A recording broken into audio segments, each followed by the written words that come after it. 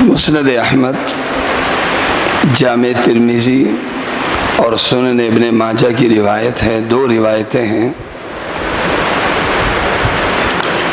ایک روایت حضرت ابو موسیٰ اشعری رضی اللہ عنہ سے ہے کہ اللہ کے نبی صلی اللہ علیہ وسلم نے ارشاد فرمایا، مثل القلب کریشۃ فی ارض فلاۃ یقلبها الریح کیف تشاء۔ اللہ کے نبی صلی اللہ علیہ وسلم نے ارشاد فرمایا کہ دل کی مثال ایسی ہے جیسے ایک بڑے میدان میں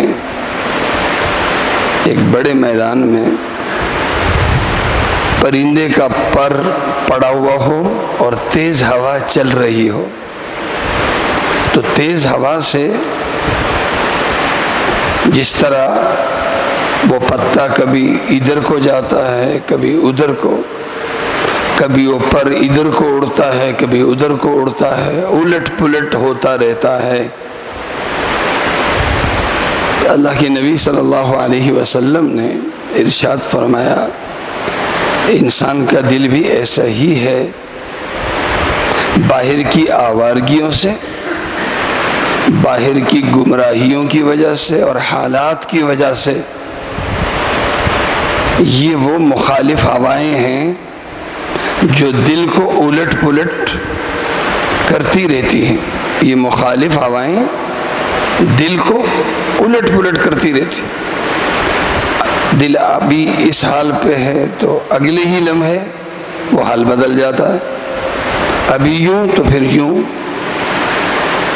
فرمایا دل کو ٹکاؤ نہیں ہے، کس وقت کیا ہو جائے، کس وقت کیا ہو جائے،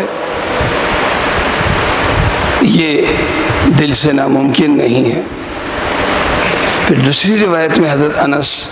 رضی اللہ عنہ روایت کرتے ہیں کہ کان رسول اللہ صلی اللہ علیہ وسلم یکثر من قول یا مقلب القلوب ثبت قلبی علی دینک، کہ اللہ کے نبی صلی اللہ علیہ وسلم کثرت سے ایک دعا پڑھتے تھے اور وہ دعا تھی یا مقلب القلوب، اے دلوں کے بدلنے والے، ثبت قلبی علی دینک، کہ اللہ اپنے دین پر، ایمان پر میرے دل کو مضبوط بنا۔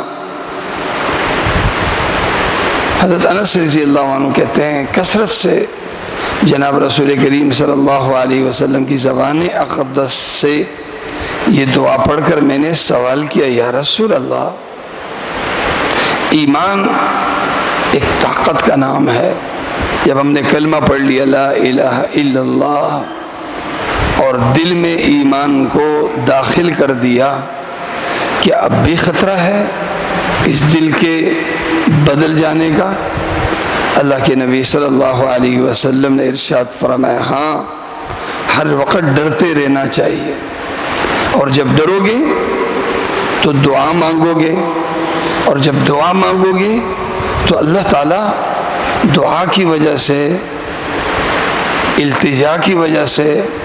اللہ تعالیٰ اس دل کو کبھی گمراہ یا گناہ کی طرف مائل نہیں ہونے دے گا۔ اللہ تعالیٰ مجھے اور آپ سب کو عمل کرنے کی